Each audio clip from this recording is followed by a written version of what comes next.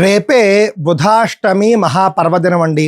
12వ తేదీ బుధవారము మరియు అష్టమి ఈ రెండూ కలిసి ఒకే రోజు వస్తే కనుక దానికి బుధాష్టమి అని పేరు. అమావాస్యాతు సోమేన సప్తమి భానునాయుత చతుర్థి భౌమవారేణ బుధవారేణ చాష్టమి చతస్రస్థితయస్త్వేతాః సూర్యగ్రహణ సన్నిభాః అన్నారండి.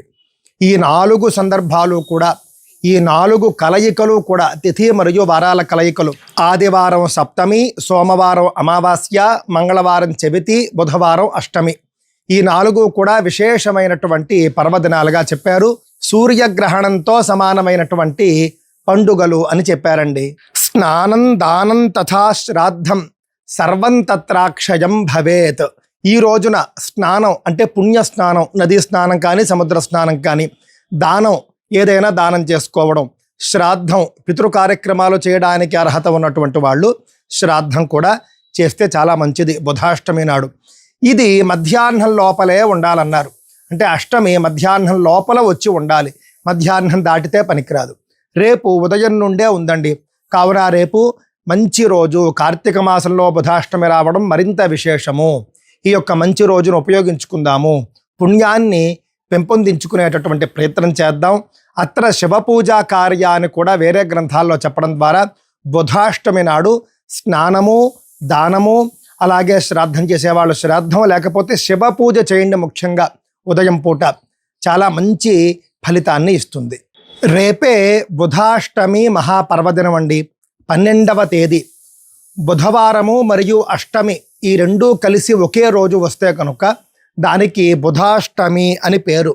అమావాస్యాతు సోమేన సప్తమి భానునాయుత చతుర్థి భౌమవారేణ బుధవారేణ చాష్టమి చతస్రస్థితయస్త్వేతాః సూర్యగ్రహణ సన్నిభాః అన్నారండి.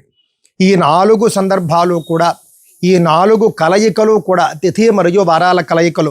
ఆదివారం సప్తమి, సోమవారం అమావాస్య, మంగళవారం చవితి, బుధవారం అష్టమి.